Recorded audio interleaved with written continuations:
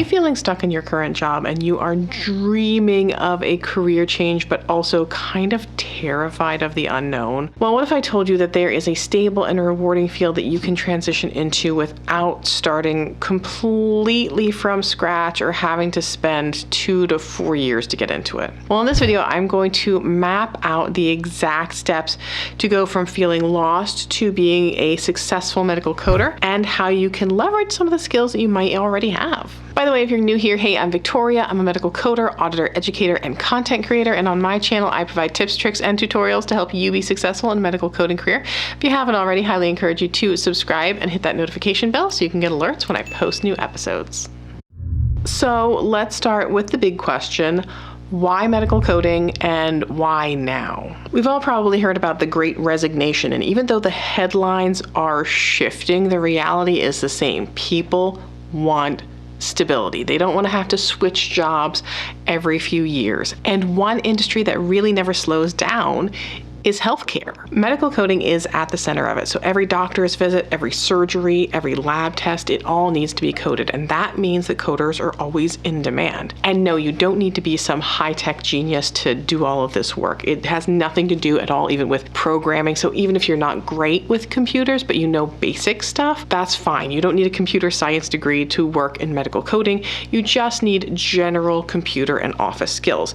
So if you can use everyday software, you can navigate websites, you can navigate like Microsoft products, you can likely learn medical coding. It's not a programming language, it is really more of a translation of medical data into uniform codes. But just to be clear, medical coding is not just punching a whole bunch of numbers into a computer. In fact, like your words per minute doesn't really come into play in medical coding because it's not like you're typing them so fast that you would need to have a high words per minute in order to be successful as a medical coder. Coders are more like data storytellers. We take a patient's medical record and we translate it into a universal language of codes, and those codes impact billing, it impacts data, it impacts health analytics, compliance, and ultimately things related to patient care. So it is a role that has a lot of weight and a lot of purpose. Now here's where a lot of career switchers tend to underestimate themselves. The skills you already have may be more valuable than you think. So if you ever had a job where attention to detail really mattered, maybe balancing spreadsheets or proofreading documents or even following a script in customer service, those skills can translate directly into coding accuracy. If you've worked in customer service or admin or teaching, you've already mastered communication and multitasking and critical thinking, and coders need those skills to interpret really tricky, complex clinical documentation and sometimes provide queries to providers. And one of the most underrated skills is active listening. So if you've ever had to calm down a customer or explain something clearly to a student, you already know how to focus, how to break down information, how to problem solve, and these are all essential traits in medical coding. So how do you actually become a medical coder? This is where education and certification come in. You'll hear a lot of different acronyms out there: AHIMA, AAPC, CPC, CCS, CBCS, NHA.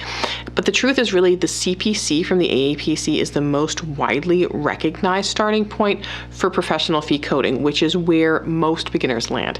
AHIMA credentials like the CCS are valuable too, especially if you're planning on doing inpatient coding, but most people start with the CPC. And here's why I want to give you a shortcut. If you are looking for a program that can train you to get certified quickly, affordably, and without a full 2-year degree, I always recommend Preppy. It is 100% online, it is self-paced, and they partner with Auburn University, which adds credibility to your training on a resume. Plus, they include resume support, an externship opportunity, and the 80 contact hours you'll need to contribute to the removal of your apprenticeship status with the CPC. It's honestly one of the most efficient ways to transition into coding without wasting a lot of money and a lot of time. And the best news is you don't have to sit in a classroom for years to do it with programs like Preppy, or even if you want to self-study, which I have whole videos on how you can self-study. It's not free and it's not super cheap, but it is an option if you're ready and if you're disciplined. But you can get trained to sit for your exam in less than a year. And you can find out more about a career in medical coding and about Preppy at medicalcodingmasterclass.com. That is my free career masterclass to tell you everything you need to know about being successful in a career in medical coding. Now, when it comes to passing the exam, I have some pretty simple advice. First is know your books and your guidelines inside out. Second is to take timed practice tests, especially the ones officially from the AAPC, because they really, really mimic the actual exam. No memorization of codes. There's 100,000-ish codes between all the code sets. There's no way to memorize them. Really, you just need to practice applying the rules and the real world scenarios. That's the best way to try and pass those certifications on the first try. Now, getting certified is step one, but your career doesn't really start until, of course, you land that first job. So when you want to make that next leap and get into that next job, here's some of the ways that you can stand out. First is you have to network. I know people. But in coding, it's huge. So you have to join your local AAPC chapter. You have to get in online groups. You have to create a LinkedIn. And don't be afraid to reach out for informational interviews. Polish your resume. Put your credentials right after your name, big on the top of your resume.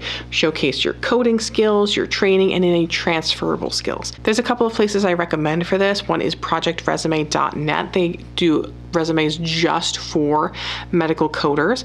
If you want something that's more of a boutique experience, though, something that is a little bit more of an artisan creation, where you're going to have to meet with someone and talk through everything to make sure that everything's getting polished on your resume, Caffeinated Career Creations is the one that I recommend for that, but that's going to cost more. Projectresume.net is a little bit more budget friendly. And of course, practice interviewing. You might think like, oh, it's an interview, how bad can it be? But you really do have to prepare yourself for some of the questions they're going to be asked in this industry. And I have mock interview videos that you can watch, because employers are not just going to want to know that you passed the exam.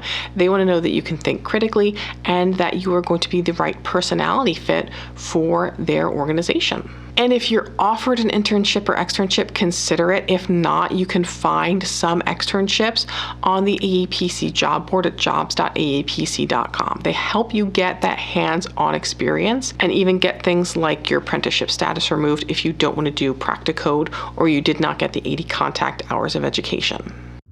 Okay, so now we've gotten certified, we've gotten the job. What's next? Well, your first year can kind of be a bit of a whirlwind. You might face imposter syndrome, so feeling like I'm faking it, I'm not really cut out for this. You're gonna get complex cases where you're looking at them and you're like, oh my gosh, this is not at all what I was prepared for in school. And then, that challenge of keeping up with coding guidelines and learning new regulations and finding out about websites that you've never heard of before. But the first year is when you start to grow the most. So every difficult case is gonna make you sharper. Every correction from an auditor is another chance to learn. And as you settle in, you'll also discover areas that you want to specialize in. It might be cardiology or auditing or risk adjustment. Coding is not just one job. It is a whole career ladder. There are lots of other areas that you can expand in. Some coders go into compliance, others go into education or auditing or even consulting. And yes, the earning potential goes up substantially as you specialize. So to kind of bring it all full circle, if you are stuck in a job that doesn't fulfill you and you're looking for something stable and flexible and you're willing to really invest, because it can be a little hard to get that first coding job, but you want something that you can grow a lot more once you get in, medical coding could be your answer. And you don't have to start completely from scratch. You can leverage the skills that you already have. You can get certified in under a year and you can start building a career with some real impact. So I hope this video helped you out. Don't forget to like, share, subscribe. I will see you guys in the next video. And until then, just keep on coding on.